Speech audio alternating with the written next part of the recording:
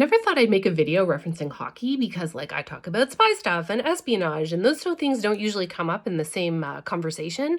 But yesterday, when I'm catching up on the news, what do I see? I see pictures of the head of the Federal Bureau of Investigation partying and, like, dousing himself with beer or whatever he was doing in the men's locker room after Team USA won the gold.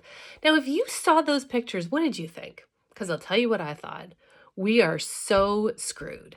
See, for years, Canada's been part of the Five Eyes relationship, and it's been really productive for us, really lucrative, because we definitely get more than we give out. We give out some great stuff. I'm not putting us down, but we get a lot because the United States intelligence production has, been pretty high. But when I look at this kind of leadership, do you really think they're producing the same quality of intelligence that they used to? Now, FBI, I know a lot of people think of them as the federal policing organization, but actually they produce a lot of intelligence. And we know that morale there, it's really low right now. They are bleeding institutional knowledge faster than they can build it. And it looks to me like they have a leader who's more concerned about exploiting his position to go party with the cool kids because he missed out in high school. I mean, that is what it looks like. So where does that leave Canada? Because it was one thing when you thought we were going to get cut off from the United States and their really good intelligence.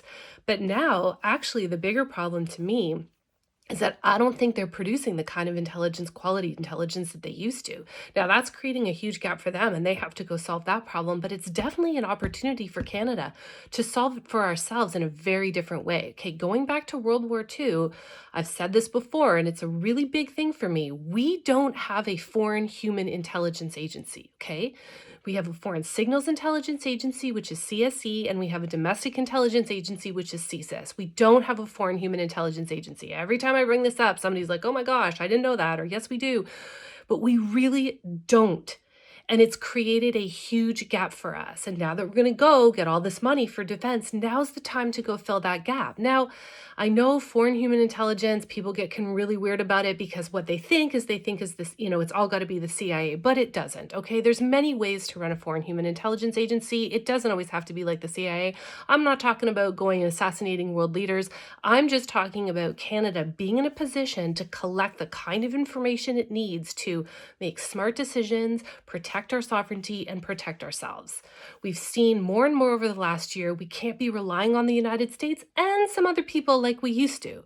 We need to be able to take care of ourselves. And this is the opportunity, because when I look at that leadership in the United States, they are not inspiring me at all. Anyways, tell me, questions, comments, what do you think about this? I'm super curious.